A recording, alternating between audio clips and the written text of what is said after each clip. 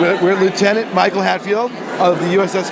Is it Bataan or Bataan? Bataan. Bataan. Okay. Yep. Now, I heard a very interesting fact that you have more Facebook followers for this vessel than anybody else in the Navy. Yes, that's actually right. That's so cool. What happened was the captain, who, by the way, is a New Yorker, he's from New York, Long Island, a couple years back, the story goes that he had this idea of, hey, why not really embrace social media and let's get out there. And so the ship has really embraced that as an entire ship. So we have you can go to hashtag selfie with a sailor. So while everybody's out, if they meet a sailor in New York, do a selfie with him and hashtag it, selfie with a sailor.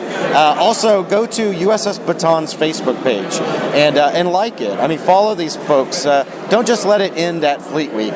Begin it at Fleet Week, those relationships, and then continue it. Yeah, find out what these folks are doing for the country, and I just encourage all of your listeners to do that. So I was listening to the ABC production because we're all media here. Yeah. You started when you were 21? I did, yeah. And you're from Kansas? I am from Kansas. And you've been on for 18 years? 18 years, yes, wow. sir. So what are your duties right now? Well, my job is all of the photographers. We have about 8 photographers and journalists and media escorts and all those folks, media relations folks on board that help with that Facebook part that I talked about. My job is to lead them. My job is to escort media on board and basically try to tell the story of USS Bataan and the United States Navy. So what attracted you, being from Kansas, to join the Navy? Well, I'll tell you what, my dad was in the Army, and there's quite a few Army and Air Force bases in Kansas, and I thought to myself, I don't want to go to boot camp and go through all this arduous training only to arrive back at my hometown. And so I said, well, if I join the Navy, surely, because there's no Navy ships in Kansas, I knew I would end up somewhere new. And I thought, my parents might just visit me. And so far I've been stationed in Italy, I've been stationed all over Europe, I've been stationed in San Diego, and I've been stationed in Norfolk, and so they've always come out and visited me. So my plan has worked out pretty well. What is the most important thing that the American public needs to know that the mainstream media just doesn't get the message out there? I know, for example, the tremendous sacrifices of military families who have to do without their loved ones, for example. But what stories aren't really being told out there that need to be told? I think that the biggest thing that I would like to say about that is we see movie after movie, video game, it always highlights the military. And so there's a disproportional amount of media out there that show our military in action. And so a lot of the public is misled to think that the military is much larger than it actually is. In fact, only 0.5% of our population serves today in the military, and that is a pretty low amount. And as our population rises, that percentage gets smaller. When you have such a small minority of your total population serving in defense of that population, there could be a disconnect. And so what I would just say is go meet a sailor, go meet a Marine, go meet someone in the armed services, get to know them so that you will be a well-informed citizen of our country. Let's talk a little bit about the projection of power. There's an amazing amount of American strength that is projected by all those people that you're talking about who are making the sacrifice to keep us strong, the minority of people who are protecting the 300 million plus of us out there. Talk a little bit about sort of the ops and what kind of power you can project as this one vessel.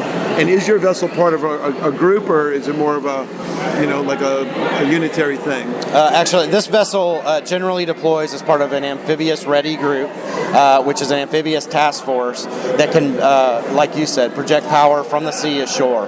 One of the main things one of the main advantages of that is, 12 miles off any coast of any country becomes international waters. International waters are freely navigated, and we support that. If we have a conflict in an area overseas, we can literally come within 12 miles of their 1 foot. and 1 foot, right? Exactly, and we can project effective power ashore anywhere without having to ask anyone for permission. That is a huge advantage that most nations do not have today. And so,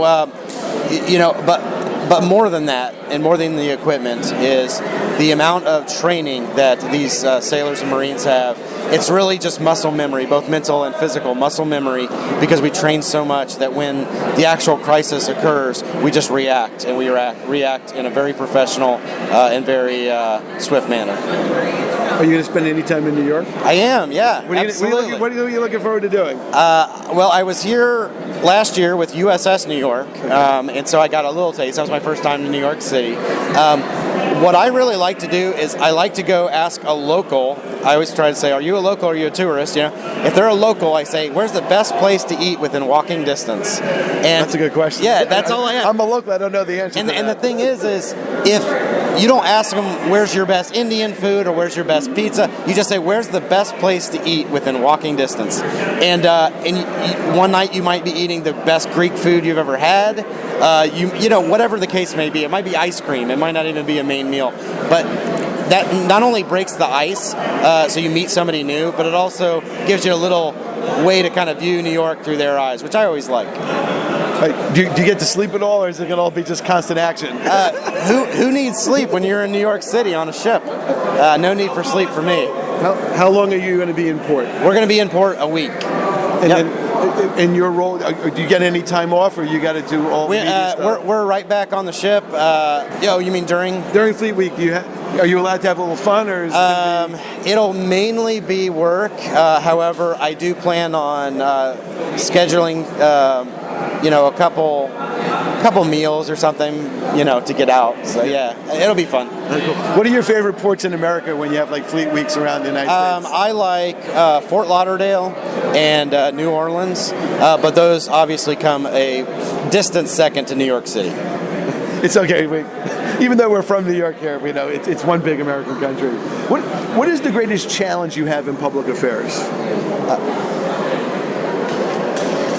Is it the vastness of social media? Is it trying to keep the message consistent? What would you say? Or something completely different? I think that the most challenging aspect of public affairs is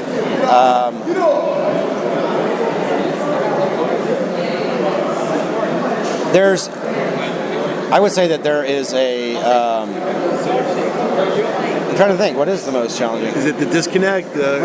People don't know what the military really does? For me, I think it's breaking through the noise. Okay.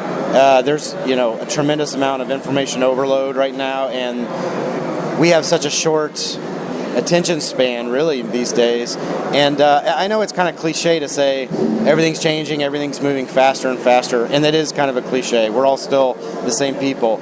However, the number of messages that are out and false narratives that really gain traction in a short amount of time, I think is a very challenging thing. So what we try to do is, like I said earlier, hey, it's all about relationships, and it's all about actually meeting sailors, actually meeting Marines, actually meeting those 0.5% that serve, and develop your view based on those interactions and not necessarily some of the sound bites you hear.